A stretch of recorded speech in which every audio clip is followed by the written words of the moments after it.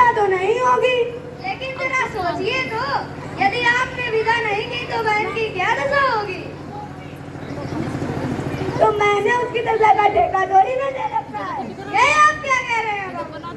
क्या आपने हर लड़की पहला सावन अपनी सखी सहेलियों के साथ हंस खेल कर बिताने का सपना देखती है, और यदि मैं कमला को लिए बिना गया तो माँ का ऐसा टूट जाएगा। मैं मजबूर हूँ। अगर माँ बहन का इतना ही ख्याल था तो दहेज नहीं लेना चाहिए था। अपनी सामर्थ्य के अनुसार जितना भी हो सका हमने दे दिया। अगर तुम्हारी सामर्थ्य कम थी ना तो अपनी बराबरी का घर देखते। झोपड़ी में रहने वाले मैंने कर लिया जी, देना तो दूर, बारात की खातिर भी ठीक से नहीं की गई। और तो और मेरे नाम पे जो धब्बा लगा, मेरी टांग को जो ठेस पहुंची, बड़ी बिरादरी में जो हंसी हुई, उस करारी चोट का घाव अभी भी हरा है। अपनी माँ से कह देना, अगर वो बेटी विदा कराना चाहती है तो पहले उस गांव के लिए मरहम भेजें। जी आप इस समय तो विदा कर दें, हम गोने में आपकी हर मांग पूरी करने की चेष्टा करेंगे। मैंने दुनिया देखी है प्रमोद, ये बाल धूप में सफेद नहीं हुए, और तुम कल के छोकरे हमें बेवकूफ बनाने चले हो। ये आप क्या कह रहे हैं? ठीक कह रहा हूँ, मेरा फैसला तो आखिरी है। विदा तभी होगी जब 5 लाख नगद ही हाथ पे होंगे। ये तो सरासर अन्याय है। शिकायत आपको हमसे है। उस भोली वाली लड़की ने आपका क्या बिगाड़ा है तो विदा लेकर के आप उससे बदला ले रहे हैं? अगर रमेश बाबू होते तो क्या विदा नहीं होती? होता तो कर क्या लेता, और फिर हमारा बेटा है वो तुम्हारी तरह बड़ों के मुंह लगने की बदतमीजी करने वाला कोई आवारा थोड़ी ना। बाबूजी, बेटी वाला समझकर ही आप मेरा अपमान कर रहे हैं, किंतु यह ना भूलिए कि आप भी बेटी वाले हैं। हाँ, हम बेटी वाले हैं तो क्या हुआ, अगले ही महीने तो हमने गौरी की शादी की थी, और दहेज तो इतना दिया कि देखने वाले दंग रह गए। खातिरदारी तो ऐसी की कि लोग दांतों तले उंगली दबा ली। और तुम मेरी बराबरी करोगे? हाँ, हम बेटी वाले हैं तो क्या हुआ, बेटी वाले होने के बावजूद हमारी मूंछ ऊंची है।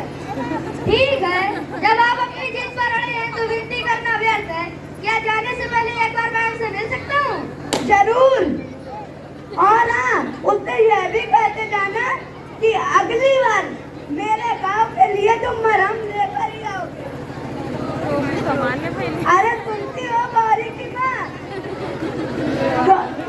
अरे सुनती हो गौरी की माँ?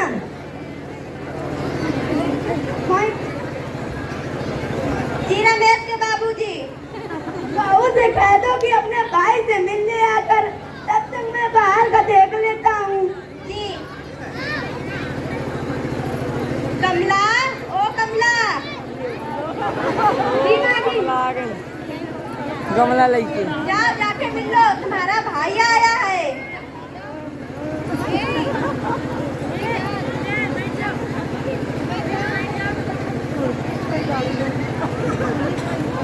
बैठ जाओ कमला, अच्छी तरह से तो हो। जी भैया।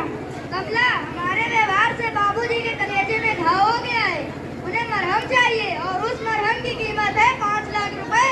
ये क्या कह रहे हो भैया, 5 लाख रुपए? इतने रुपयों की व्यवस्था आप कहाँ से करोगे? तुम चिंता ना करो कमला, मरहम का प्रबंध हो जाएगा।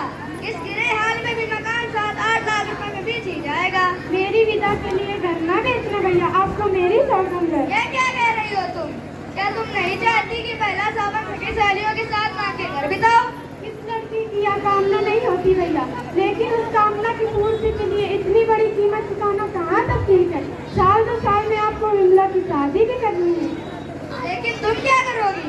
मेरी चिंता आप न करें भैया, गौरी आ ही रही है। बहुत अच्छा स्वभाव है उसका, हर समय हंसती ही रहती है। उसके साथ रहकर मुझे सखी सहेलियों की कमी बिल्कुल नहीं अखरेगी, आप विश्वास करें भैया।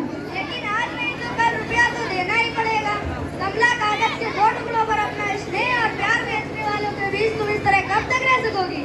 धीरे धीरे सब ठीक हो जाएगा भैया। माँ तो ममता मूर्ति है ही, बाबूजी जरा जिद्दी स्वभाव के हैं, समय के साथ वो भी सब भूल जाएंगे। मुझे तो ऐसा नहीं लगता। हो सकता है माँ जी की ममता सिर्फ दिखावा हो। कैसा दिखावा भैया? क्या बात हो रही थी भाई बहन में? बस कुशल से पूछ रहा था। हाँ, पिता के लिए क्या कहा उन्होंने? कुछ नहीं माँ जी। मैं उन्हें अच्छी तरह जानती हूँ। इंसान से ज्यादा प्यारा उन्हें पैसा है। कितने रुपए लेकर विदा करने के लिए तैयार हैं? 5 लाख। बस मैं अभी देती हूँ तुम्हें रुपए। उनके मुंह पर मार कर कहना, यह लो कागज के रंग बिरंगे टुकड़े जिन्हें तुम इंसान से ज्यादा प्यार करते हो। मैं अभी देती हूँ तुम्हें रुपए। ये माँ जी, मुझे रुपए नहीं चाहिए। मैं बिना विदा कराए जा रहा हूँ। ये क्या कह रहे हो बेटा? मेरे रहते विदा ना हो, यह कभी नहीं हो सकता।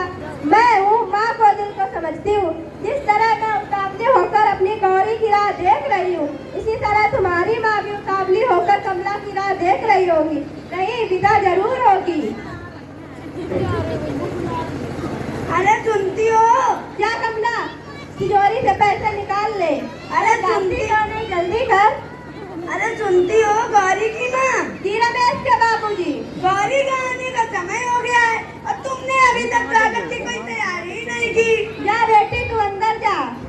अब खड़े खड़े मेरा मुंह क्या ताक रही हो? जाओ अंदर और स्वागत की तैयारी करो। टाइम हो जाएगा। ये भी तो देख ले जरा, नाक वाले अपनी बेटी का स्वागत कैसे करते हैं। कभी मुंह से सीधी बात तो निकलती नहीं है, जब देखो तब बेढंगी बातें। ये लो, अब इसमें मैंने कौन सी उल्टी बात कह दी? तुम समझते हो कि दुनिया में तुम ही पैसे वाले हो? तुम्हें तो मेरी हर एक बात में बुराई ही दिखाई देती है। तुम ही बताओ प्रमोद, मैंने क्या कोई गलत बात कह दी? ठीक ही कहा आपने। आज के रुपए पैसा ही ना और मुझ है।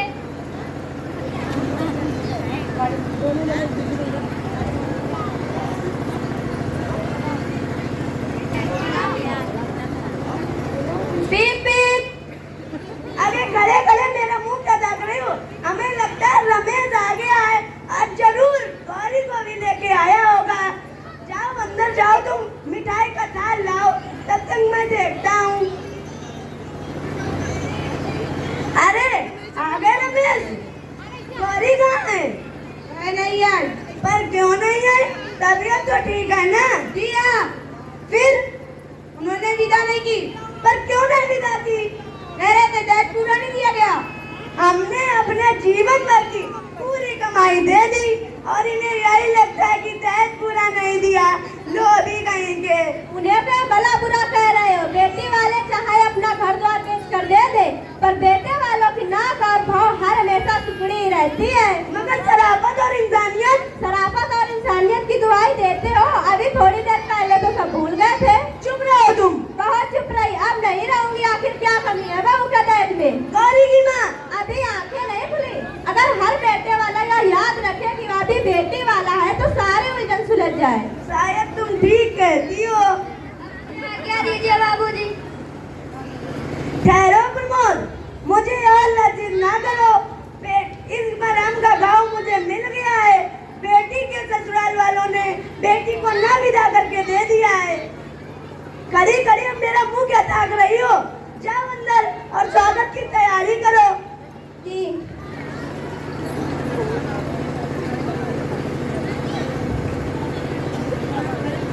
प्यारे दर्शकों, हमें और हमारे समाज को समझना चाहिए कि मन से दहेज का लालच छोड़ देना चाहिए और ये ध्यान देना चाहिए कि बेटी की शिक्षा ही सबसे बड़ा धन होता है और संस्कार ही सबसे बड़ा दहेज होता है। इसलिए हमें इसी की ही मांग करनी चाहिए। धन्यवाद।